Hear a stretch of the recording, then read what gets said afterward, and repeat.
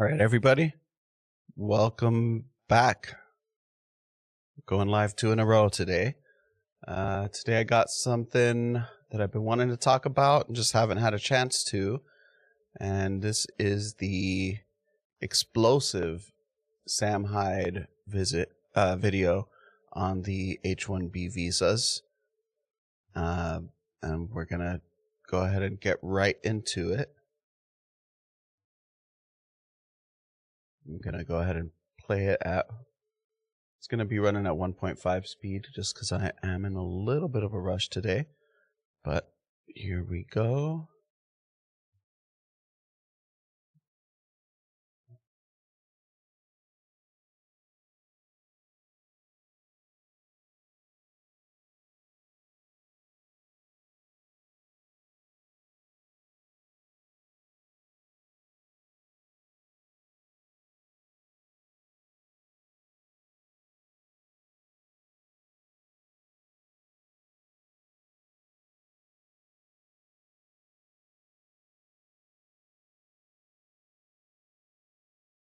Stoke. I'm in the wrong browser, that's why.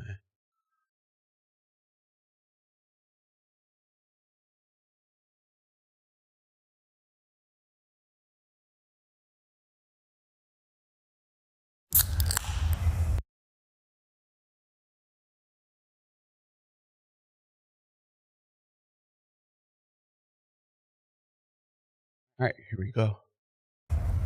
Glad I caught you. Glad I got you there. Elon Musk. By the way, please don't watch this if you're not Elon Musk, okay? This is a one-off video that we're doing. This is private, personal. I put this in his email. I don't know how you got this, unless you're on the Asmongold Discord server, in which case you know my every move, okay? Me and Asmongold have been planning this for a while now. Moist Critical's involved.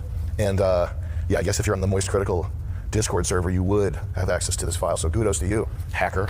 I don't think Elon's going to watch this. And listen, I know as a comedian, first and foremost, I don't expect people to take me seriously, but it is a fact that shit posting and public opinion are now intermingled permanently, and it's not going anywhere. And that's just the way it is. You know, he says that he doesn't think that anyone should take him seriously because he's a comedian, but unfortunately, we're at a point in the world where honestly, only comedians are kind of free to really give their official opinion on things. And because they're comedians, they don't really, I mean, some do get backlash for sure, but they're not getting the same kind of backlash that other people would get, you know, just regular people who speak out because they have that comedian shield. So luckily we do have some good ones like Sam Hyde who are willing to say some things that otherwise people wouldn't really want to say. So just wanted to say that. I get all my news from memes, basically. That's how I get my news. Is that how you get your news? How would you even get the news if you weren't looking at memes? You watch a show? That's even more fucking retarded.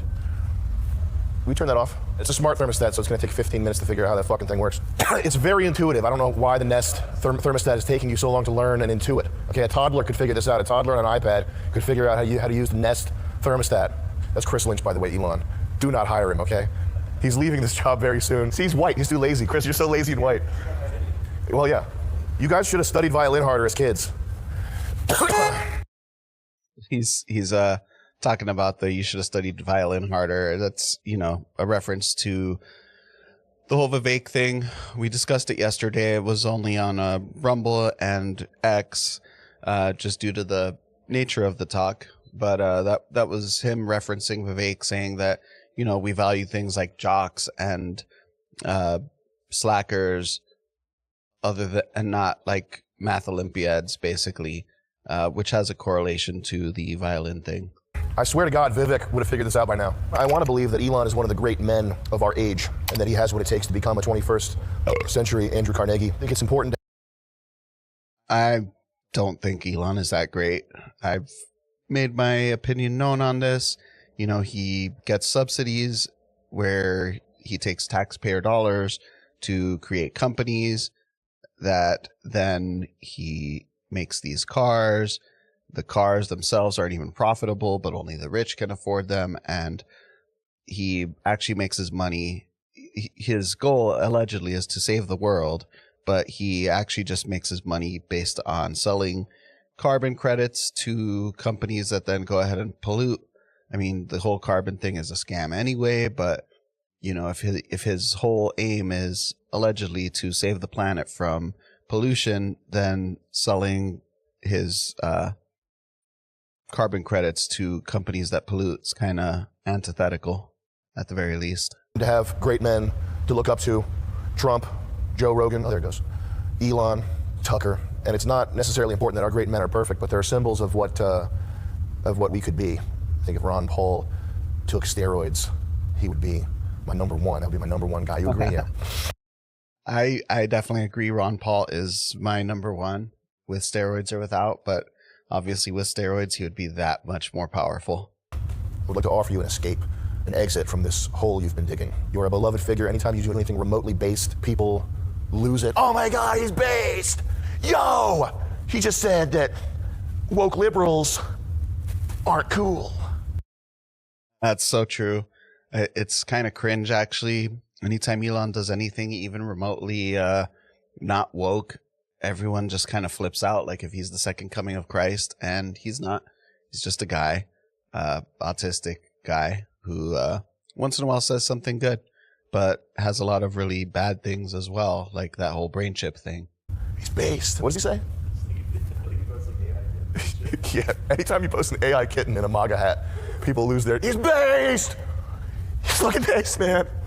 For the guy who's the free speech guy, and not only that, but the reasoning from first principles guy, the logical fallacy guy, the Reddit guy, good faith argue with everybody, you know, whatever. All that shit. Blanket banning groypers, taking away blue checks, changing the algorithm of the... So true. He came out, I'm the free speech guy. Then he said, oh, I'll never allow Alex Jones on because Alex Jones profited off of the Sandy Hook thing. And I sat there with my dead child in my arms and all this other bullshit. And then the people basically bitched at him and said, hey, you're not really free speech if you're going to keep Alex Jones banned. And then the minute people have a contrary opinion to him on these H1B things, all of a sudden he's Mr. not free speech at all, even though he's still out there saying that he is free speech. And recently when Zuckerberg posted that he's not going to be censoring so much and not doing any fact checking, he said, yes, free speech. But then when people didn't like his H1B take and people were ratioing him on his own platform, which is impressive because he has over 200 million followers, then he all of a sudden was not free speech anymore, started banning a lot of the accounts that were ratioing him. Some of the bigger ones he kind of left alone as far as suspending them, but he did demonetize them, take away their blue checks. He even took away organizations' blue checks over what someone posted under one of those organizational checks. So yeah, not good. The site, because 100 people ratioed you, because there's fucking 50,000 posts. They're all organic, by the way. This is not some Russian bot farm. It's not some nefarious behind the scenes, let's mess with Elon, we're gonna fuck with him. That's not what it is. It's you tapped into a critical, moist critical. You tapped into a moist critical, and then we're back to moist critical. Mainline concern for the American people. And you treated it in a way that was glib and dismissive.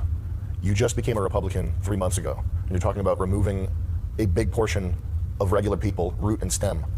No.